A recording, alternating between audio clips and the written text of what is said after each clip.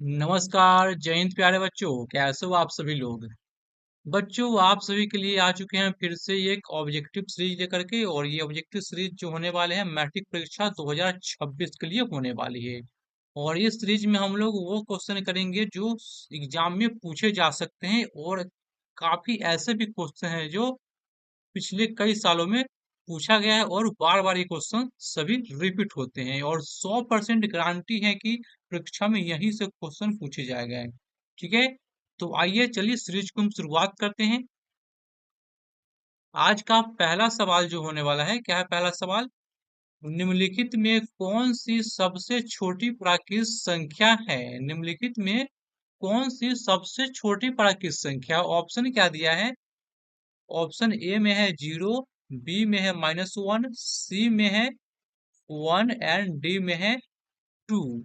तो सबसे छोटी जो प्राकृत संख्या होती है, सबसे छोटी प्राकृत संख्या क्या होता है। तो प्राकृत संख्या का शुरुआत जो होता है 1 से लेकर के अनंत तक की संख्या को हम बोलते हैं प्राकृत संख्या। यानी सबसे छोटी क्या होता है, तो 1 होता है। कहाँ दिया है, option number C is the right answer. दूसरा क्वेश्चन क्या है। रूट अंडर 12 का परिमीकरण गुणांक है। रूट अंडर 12 का परिमीकरण गुणांक है। ऑप्शन क्या दिया है, √3, √2, √6 एंड 2√3। तो जब हम 12 को परिमेयकरण करेंगे तो 12 को हम क्या लिख सकते हैं, इसको हम लिख सकते हैं 4 × 3। 4 रूट से बाहर आएगा तो आ जाएगा 2√3। यानी ऑप्शन क्या हो जाएगा, option D is the right answer. तीसरा क्वेश्चन है 45 और 60 का मसा होगा। यानी 45 और 60 का HCF ज्ञात करना है। HCF क्या होगा। तो HCF क्या होता है, ये HCF वह बड़ी संख्या होता है जो कि दोनों को डिवाइड कर सके। तो देखो ऑप्शन जो ए दिया है 45, 45 को डिवाइड करेगा लेकिन 60 को डिवाइड नहीं करेगा, तो ये ऑप्शन नहीं होगा। 3 जो है कि दोनों को डिवाइड करेगा, तो 3 तो हो सकता है, चलो 3 को मान सकते हैं कि हो सकता है। ठीक है, एक एक तो होगा नहीं। और 15, 15 भी इन दोनों को डिवाइड करता है। तो मौसा जो होता है हाईएस्ट, जो कि इन दोनों को काट सके, बड़ी से बड़ी संख्या जो इन दोनों को काट सके, वो क्या हो जाएगा, तो ऑप्शन डी हो जाएगा जो कि 15 है। अगला क्वेश्चन, एक अशून्य परिमेय संख्या और एक अपरिमेय संख्या का गुणनफल होगा। एक अशून्य परिमेय संख्या कोई भी ले लो, जैसे कि 3 ले लेते हैं। और एक कोई भी ले लो अपरिमेय संख्या, जैसे कि √5। तो ये क्या होगा, तो √3, √5। और ये हमेशा क्या होगा, एक अपरिमेय संख्या होगा। तो कह क्या रहा है, एक अशून्य परिमेय संख्या और एक अपरिमेय संख्या का गुणनफल हमेशा क्या होता है, तो हमेशा जो होगा एक अपरिमेय संख्या होगा। कहाँ ऑप्शन दिया है, तो option B is the right answer. हमेशा क्या होगा, एक अपरिमेय संख्या होगा। अगला क्वेश्चन देखो, यूक्लिड विभाजन एल्गोरिदम दो धनात्मक पूर्णांकों के निम्न में से किसे परिकलित करने का तकनीक है। ऑप्शन दिया है लसा यानी LCM, बी में है मसा यानी HCF, सी में है भाग या शेषफल। तो एल्गोरिदम विभाजन, तो यूक्लिड का एल्गोरिदम विभाजन नियम से हम लोग HCF यानी मौसा को ज्ञात करते हैं। Option B is the right answer. अगला प्रश्न क्या है, यदि P एक धनात्मक पूर्णांक है, यदि P क्या है, एक धनात्मक पूर्णांक है, तो धनात्मक सम पूर्णांक के रूप होगा। ऑप्शन दिया है 2p, p+1, p and 2p+1।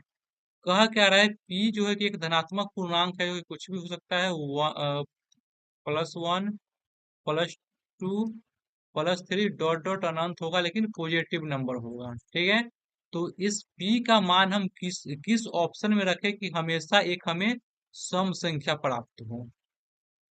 देखो अगर हमेशा क्या हो, एक सम संख्या प्राप्त हो, तो अगर हम ऑप्शन ए में p का मान रखते हैं, तो क्या है, ऑप्शन ए 2p है।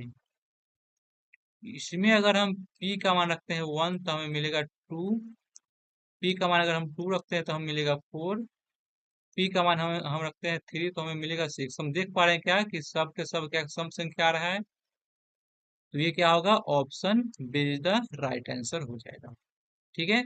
ऑप्शन बी में ऑप्शन ए में हम अगर p का मान कुछ भी रखेंगे तो हमें हमेशा एक जो मिलेगा एक सम संख्या मिलेगा। ठीक है, तो ऑप्शन क्या होगा, ऑप्शन ए।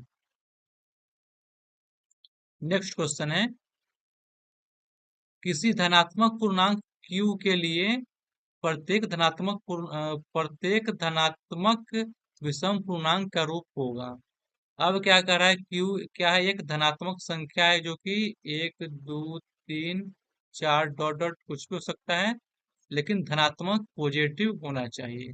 तो q का मान हम किस ऑप्शन में रखेंगे कि हमें हमेशा एक विषम संख्या प्राप्त हो।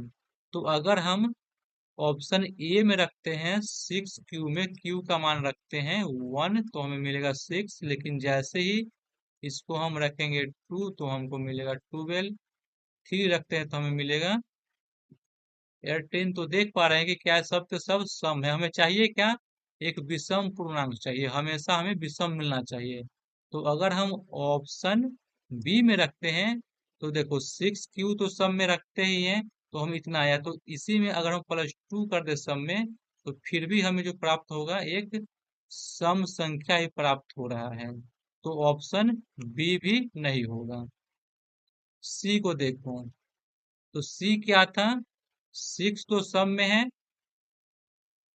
अब सब में 1 जोड़ के देखो। 6q तो सब में है ना, इसमें तो अगर हम यहाँ पे इसमें 1 ऐड करते हैं तो हो जाएगा 7। 1 ऐड करेंगे तो हो जाएगा 13। 1 ऐड करेंगे तो हो जाएगा 19। तो क्या एक विषम संख्या प्राप्त हो रहा है, यानी कि ऑप्शन सी होगा आपका सही उत्तर हो जाएगा। क्लियर है। नेक्स्ट क्वेश्चन देखो, अगर इसमें हम q का मान कुछ भी रखेंगे ना तो हमेशा हमें एक विषम संख्या प्राप्त होने वाली है। अगला क्वेश्चन है, यदि a बराबर इतना और b बराबर इतना है तब ab का लसक याद करना है। दिया क्या है, a बराबर दिया है 2 गुना 3 गुना 5। b बराबर दिया है 24 गुना 5 गुना 7। तो 24 को हम क्या लिख सकते हैं, 24 को हम लिख सकते हैं 2 गुना 2 गुना 2 8 गुना 3। फिर से हम गुना करेंगे तो हमें 24 मिल जाएगा, गुना 5 गुना 7। तो एलसीएम क्या होता है, जो दोनों में कॉमन है, तो कॉमन क्या है, 2 कॉमन है, 2 कॉमन है तो हम 2 को लेंगे। 3 कॉमन है, 3 कॉमन है तो यहाँ 3 लिखेंगे। 5 कॉमन है, 5 कॉमन है तो हम 5 लिखेंगे। अब जो बच गया सो सब लिख दो। तो बचा क्या है, यहाँ पे दो बचल है, 2 गुना 2 और यहाँ पे बचा हुआ है 7। 7 सबको गुना कर दो। देखो 3 दूना 6, 6 × 5 = 30, 30 दूना 60, 60 दूना 120 और 120 में गुना करेंगे 7 से तो 12 × 7 = 84। 840, लेकिन ऑप्शन में 840 नहीं है। तो इसका दोगुना देखो, इसका दोगुना है क्या, इसका 840 नहीं तो इसका मल्टीपल देखो, तो इसका दोगुना दिया गया है 1680। तो क्या हो जाएगा, option D is the right answer. अगला क्वेश्चन देखो, क्वेश्चन नंबर 10। यदि m एक धनात्मक पूर्णांक है तो m विषम पूर्णांक का रूप होगा। अब क्या कर रहा है, m क्या है, एक धनात्मक पूर्णांक है, क्या है, एक धनात्मक पूर्णांक है, एक पॉजिटिव नंबर है। तो इसमें किसमें हम m का मान रखें कि हमेशा हमें एक विषम संख्या प्राप्त हो। तो देखो अगर हम ऑप्शन ए में रखते हैं m का मान 4m+2 में, यहाँ पे हम m का मान 1 रखते हैं तो हमें क्या मिला, 4 × 1 = 4 और +2 = 6, जो कि एक सम संख्या, तो ये ऑप्शन ए नहीं हो। ऑप्शन बी देखो, बी में है 4m+4 इसमें अगर हम m का मान 1 रखते हैं तो क्या आएगा, हमें मिलेगा 8 जो कि एक सम संख्या है, यानी ऑप्शन बी भी नहीं होगा। ऑप्शन सी देखो, 4m, तो m का मान 1 अब +1 तो आएगा 5 जो कि एक विषम संख्या है। अगर हम m का मान 2 रखते हैं तो 4 दूना 8 1 9, यानी क्या विषम संख्या है, तो क्या हो जाएगा, option C is the right answer. तो आज के लिए बस इतना ही, इससे आगे हम करेंगे अगले वीडियो में। अगर वीडियो अच्छा लगा हो तो अपने दोस्तों में शेयर करेंगे, और चैनल में पहली बार हो तो चैनल को सब्सक्राइब कर देंगे। मिलते हैं नेक्स्ट वीडियो में। धन्यवाद।